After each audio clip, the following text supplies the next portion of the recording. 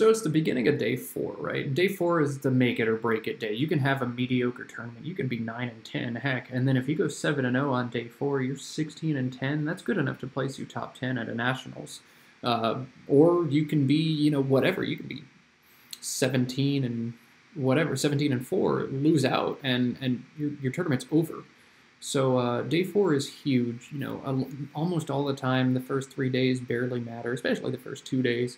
But day 4, it really starts to matter. And if you actually go back and look at my results, day 1 I went 4-3, day 2 I went 4-3, and day 3 I went 4-3. And here I am. I think I'm like 14th or something right now. So it's kind of been a stupid tournament. But I'm coming in thinking, hey, if I can go 4-3 again today, I'll be 16-9.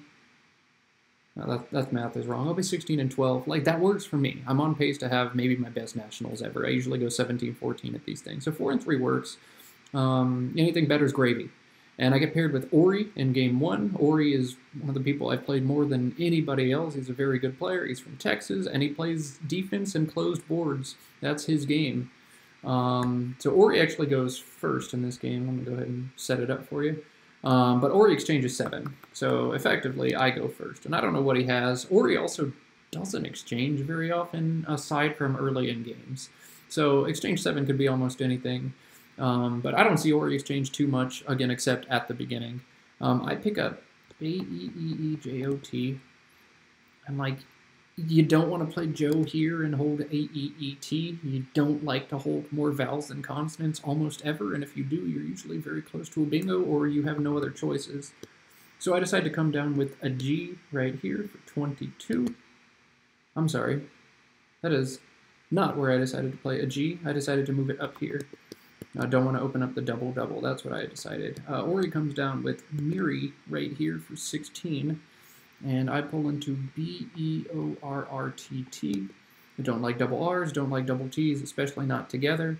And this spot scares me. You know, maybe you play Miri because you have to, or maybe you've got an X or a Q if you're Orry. I guess the Q, like, there's no IR, so it's going to have to be caught to go there. But the X is scary. Orry, again, likes to play defensively, but hey, if you've got a junk rack, you've got a junk rack, and you got to play Miri no matter what sometimes. I've got a great play up here of Bort, and it's going to be hard for me not to play that. You know, as scared as I am, I don't want to play Bot over here, give up 5 points, and keep a worse lead just to address the spot. So I go with Bort here. You can see Static has it 6 points better than everything else. That's before a sim, obviously, because I'm leaving a good spot open, but I think you've got to play Bort there. And I don't get burned too bad. That's about what you'd expect from a spot like that. Hag. Bort also took away EME that he could have made for some more dangerous overlap. So, you know, not awful. That's fine. And I got to keep ERT. I think I win that exchange. ERT pulls Oldster for me. That's the only 7 in that rack, but Oldster doesn't fit anywhere on the board. I looked briefly for like ABLE bingos or anything, but there's no bingos available to me in this rack. And so it's a matter of like, how much do I want to blow it up? How much do I want to score now? How desperately do I want to try and bingo? And I decide, well, forget it. I'll just score. Dolt or Dole are 2 pretty good choices. Do I want to hold RST or ERS? I decided to go with ERS. I felt like that was a little more solid. And Quackle does agree, at least statically, with what I did. Lot up here is also a fun play because I'm holding an S, and it sets up slot for me. So that's a thing I probably thought about over the board, but I just decided to get more points and play it a little bit more standard. And if Orry had bingoed with a slot bingo, I would have been livid. So probably shouldn't consider that when trying to figure out the best play, but sometimes you have to figure out what won't set me on tilt too. Orry comes back with a really nice play here, a beam, and he announced the score, and I was just like, what? How is that 45, right? You didn't hit a double word, you didn't hit a triple word, you didn't even, like, triple anything good. You tripled an A and another A, but a beam scores 45 somehow, and just like that, I went from having Oldster in a lead to not having a, oh wait, I do have a good rack, but not getting to bingo and then being behind. I pull into this rack here. Scrapey Spacier is a 7. But when I'm studying eights and I get to those racks that have like 4 or 5 eights, and I'm like, God, do I really need to know all of these? Like, it's exactly situations like this that you're doing it for, right? Because you've got this L here, but you want to try and optimize your points, or this T here, but you've got to know how many bingos there are and which ones start or end with a T or have an L in them to try and figure out the best score you can get. And, you know, you take so much extra time trying to remember, okay, there's exactly this many in this set. Okay, I'll go through, you know, Scrapey plus an L has 4, and Scrapey plus a T also has 4, and you're like, God, but it's situations like this that you do it for. And I do have one of my favorite words ever. I have Karspiel. A spiel is a game, S-P-I-E-L, and a Karspiel is specifically defined as a curling match where curlers compete for a car spiel. A winner gets a car. They added it just recently with the most recent dictionary update where they added more Canadian source dictionaries, and of course you're going to get some curling words in there with the Canadian. So I want to play car spiel real bad, but you don't want to open up that triple if you don't have to. And I knew that spherical was also available in this rack, and I did actually write down all of the T bingos, and none of them actually scored enough for me, so decided to go with spherical here. Karspiel would have been fun too, but I just don't think you give away, you know, Vice or something to Orry if you don't have to. Make him work for it a little bit more. So spherical comes down. I was real happy I knew both of those sets rock solid over the board. Orry comes back with Void, which is about worst case scenario if he's not going to bingo. And so that was bad, and I'm barely ahead despite that. And I've drawn into this. If you've watched my videos enough, you know I friggin' hate racks like this. E-E-E-I-N-N-S, like the best possible leave you could hold is E-I-N-S or maybe E-I-N-N-S. Either way, like that's not good enough to guarantee anything or even come close to guaranteeing anything. So I don't want to fish here. But then you can't score any points here. I think the highest scoring play I have is probably Nini's or Nines, or however you say that word, Nines here. And that opens up a base or a bash behind it. It gives up overlapping possibilities. It plays off an S for like nothing. But what else do you do? Do you play mine? Do you drop EN here for 8? Or near here for 8? If you play near here, Orry just gets 30 there, you don't get any bingo lines, and you're continuing to fish when there are no lines available. If you play EN here, Orry just drops a 30-point word down here, and you don't keep that well, and you're probably going to have too many vowels next turn. I just couldn't figure out what to do. And I did something that I think almost no other Division I player would do, and I said, forget it, I'm going to play Nines here. Maybe I should have exchanged. Maybe exchange EEN. You know, I really don't know what you're supposed to do with racks like this, and I think they're one of the toughest things in all of Scrabble. And looking back, like, this place seems crazy. But at the same time, Orry's not going to open the board for me, especially when I start fishing. I don't want to get into that. I want to turn stuff over. And I mean, you can tell me what you would have done here if you want. Do you play 1? I don't know, like... Orry's just going to score 30 here next turn with an A, and then, like, I've got a crappy leave, mediocre leave. I'm still not bingoing. I don't know what any of these plays do for me, so I said, forget it. I'm playing Nini's here. I just want to get this over with, because it doesn't end well for me, so forget it. Probably bad. Probably very bad, even, but that's what I did.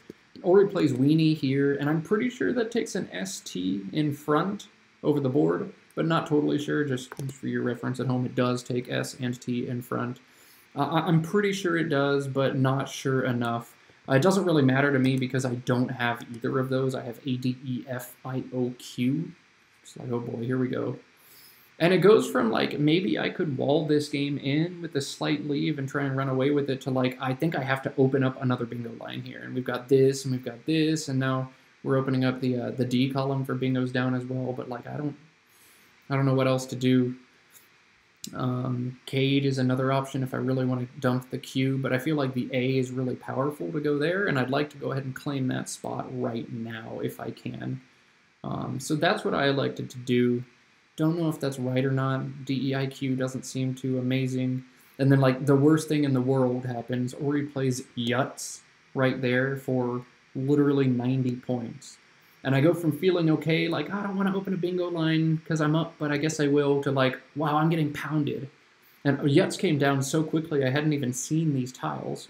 I hold D-E-I-Q, and I pick up R. I'm like, okay. And I pick up a U, and I'm like, uh-oh. And then I pick up a blank. It's like, are you kidding me? Like, the worst thing in the world happened, and then the best thing in the world happens. I'm going to bingo into D-E-I-Q. So I've got some different options here. What I elected to do is kind of weird. I played Squired because it has the E in front. And I go from overdog to underdog to overdog again, like really dramatically. And I actually want Esquired to come down above that because I want to make the Y at 1H go away. I don't want Orry to be able to fish for bingos to that Y for the rest of the game, especially because I don't know a lot of low prop bingos ending in Y, so he might be fishing for something I don't even see. There are other things I could do, like queried, you know, maybe I'll pick up an I and I can just play down here and make it go away, but I felt best about making that spot go away with Squired. And so that's what I did, and that's kind of weird, but I probably just overthought it a little bit, and I've lost countless heartbreaking games to Orry where he hits some stupid, crazy stuff at the end. I see him do it to other people all the time because he's super good. So that's what I did. Probably wrong, but that's what I did. After Yuts, Orry actually plays kind of into my hand here. He plays Vex and Esquired. He gets 30 points, but I'm still winning by a little bit, and it's my turn, and the Y is gone, so that's good. What do I pull here? I pull a bunch of junk, A, C, E, E, I, I, O.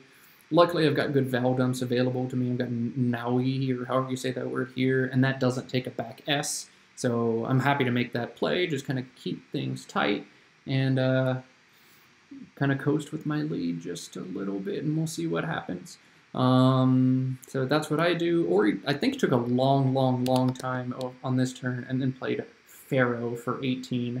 Just not a ton you can do. The T for Vexed is going to be really big when that comes out, and there's 3 unseen T's, but I guess he probably didn't have one there, or maybe he was trying to hold on to it. Regardless, I pull into the most ridiculous thing I've ever seen in my life. You look at this board, it's awful, it's dead, and somehow I pull a playable 7. Like probably one of the only playable 7s that even exists right now, but I'm able to hit metal, and meta doesn't even take the back S, it's just an L. So like, what? Are you kidding me? And Orry even, I think, said out loud, are you freaking kidding me? Or something like that. Like, really? Or you would, or, you know, something. But like, that's just stupid. That's one of the dumbest things I've ever seen happen in Scrabble. And all of a sudden, just like that, one ridiculous draw, really 2, because Squired was also ridiculous. And like, it's my game to lose now. So Orry's going to make it as tough as he can for me. He's going to play turn. And I wonder if he's baiting for like the back T, because they added a bunch of like garbage, you know, millennial slang or whatever. And maybe he thinks I'll play turnt, or maybe he thinks he can try turnt. I don't know. Turnt is not good. I think it might be Collins, but I don't know. I don't play that Lexicon enough to know. And then I've actually got a pretty tough situation on my hands. GGNOOTT. I'm like, what do I do? Do I play on? Do I play gong? I can't leave the spot open, because a 90-point bingo is the only way I lose. Do I play Gen 2? But then maybe he can fish for weird, ridiculous bingos through the O. So finally I just said, forget it, I'm playing gong. I really don't see him bingoing back because of gong. Looking at it now, I think probably Gen 2 is right anyway. I think that's what I'm supposed to do. Get a little more points so that even if he bingos, I might win. But I played gong. Wouldn't do it again. He drops Kep right here. And EINOTTU is my draw. And so Static Quackle might say play Tenuto here, but that leaves a line for 7s, making ego or a go.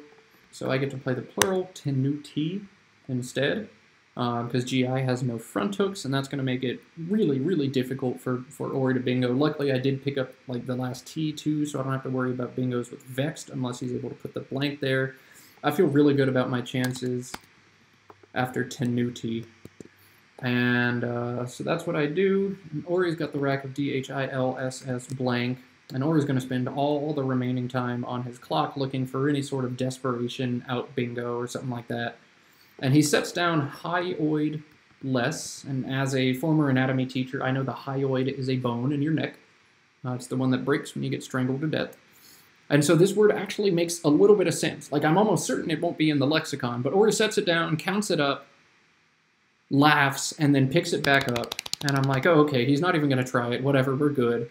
But just to be safe, I start doing the math, and he starts doing the math to figure out if it's going to be enough points to win or not, and his time is ticking down, tick, tick, tick. And finally, he throws it all down again right at the last second and plays hyoid less.